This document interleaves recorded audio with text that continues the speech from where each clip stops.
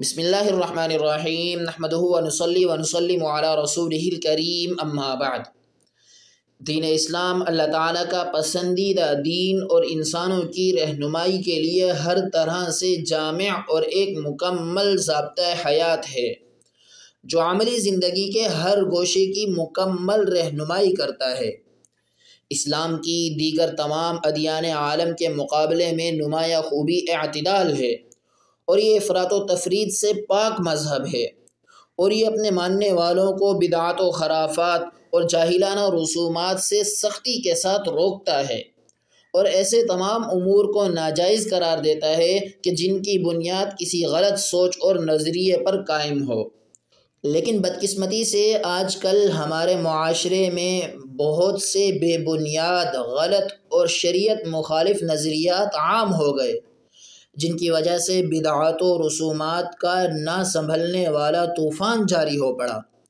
ان غلط نظریات میں سے ایک غلط سوچ اور نظریہ یہ ہے کہ اکثر لوگوں کا یہ خیال ہو گیا ہے کہ اسلامی سال کے پہلے 2 مہینے ماہ محرم الحرام اور ماہ صفر المظفر نحوست والے اور نامبارک ہیں، لہٰذا ان مہینوں میں شادی بیاہ اور دیگر خوشیوں کے پروگرامات منعقد نہ کیے جائیں۔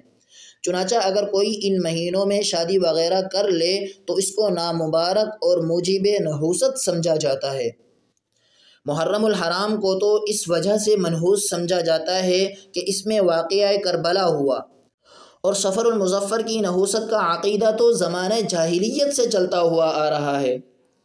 اس مہینے کو اس وجہ سے منحوس سمجھا جاتا تھا کہ اہل عرب ذی قعدہ، ذی الحجہ اور محرم کے پے در پہ 3 مہینوں میں ان کی حرمت کی وجہ سے جنگ و جدال بند رکھتے تھے،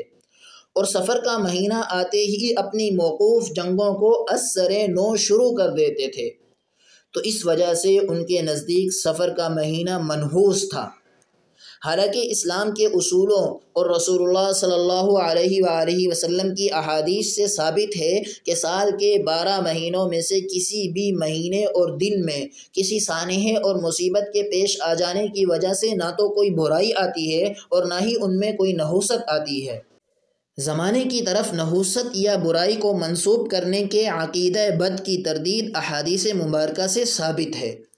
حضرت ابو ہریرہ رضی اللہ تعالی عنہ سے روایت ہے کہ رسول اللہ صلی اللہ علیہ وآلہ وسلم نے ارشاد فرمایا، قال اللہ تعالی یؤذینی ابن آدم یسب الدہر وانا الدہر بیدی الامر اقلب اللیل والنہار، کہ اللہ عز و جل فرماتے ہیں کہ بنی آدم میری شان کے خلاف بات کر کے مجھے تکلیف دیتا ہے،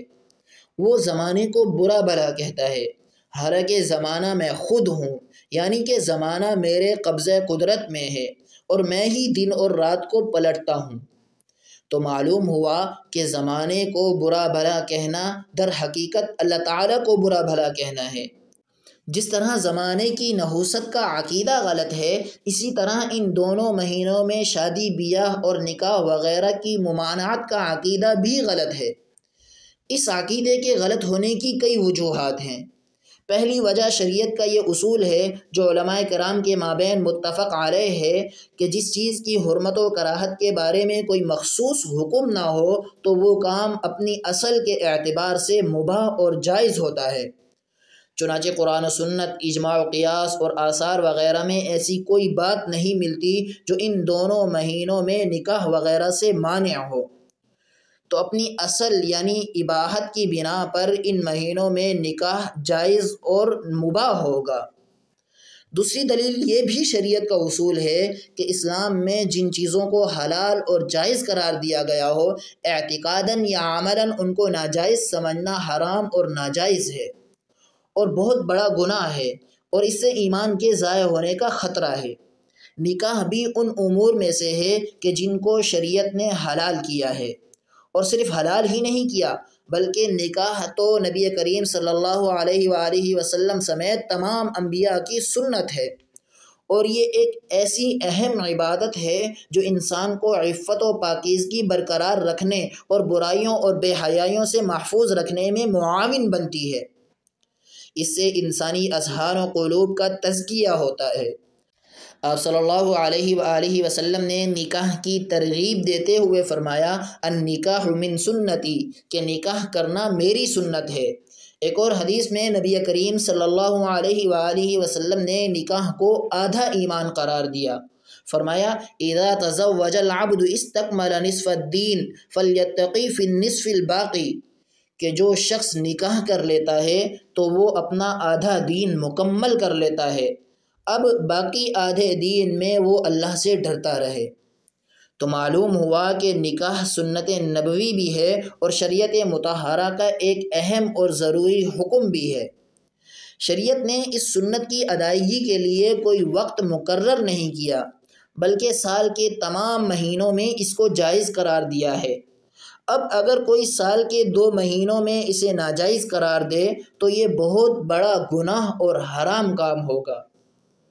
تیسری دلیل فقہائے کرام کا اس بات پر اجماع سکوتی ہے کہ نبی کریم صلی اللہ علیہ وآلہ وسلم، صحابہ کرام، تابعین و تبع تابعین اور متقدمین یا متاخرین فقہا میں سے کوئی ایک ایسا شخص بھی نہیں ہے کہ جو ان مہینوں میں شادی بیاہ وغیرہ کو ناجائز قرار دیتا ہو۔ میرے بھائیوں، اس بات میں کوئی شک نہیں کہ انسان کی زندگی میں اتار چڑھاؤ اور مصائب آتے رہتے ہیں، لیکن کسی واقعے اور سانحے کی وجہ سے اس مہینے میں شادی بیاہ اور دیگر خوشیوں کو چھوڑ دینا یہ کیسی عقل مندی ہے؟ حضرت حسین رضی اللہ تعالیٰ عنہ کی شہادت تاریخ اسلامی کا بہت ہی غمناک اور المناک واقعہ ہے،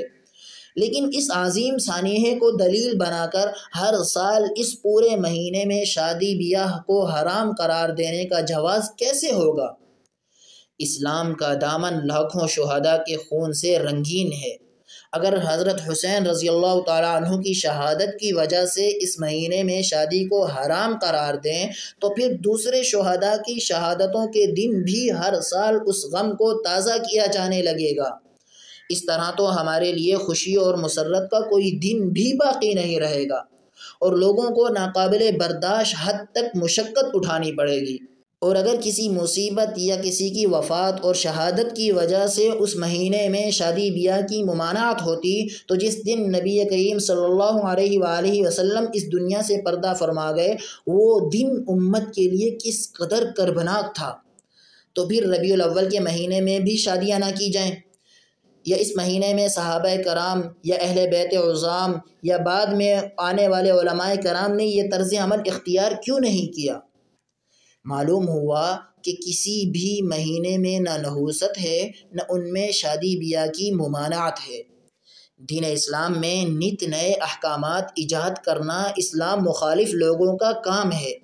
اور یہ لوگ اللہ تعالیٰ کی طرف سے مکمل کر دیے جانے والے دین میں کمی کوتاہی نکالنے کی ناکام کوشش کرتے رہتے ہیں۔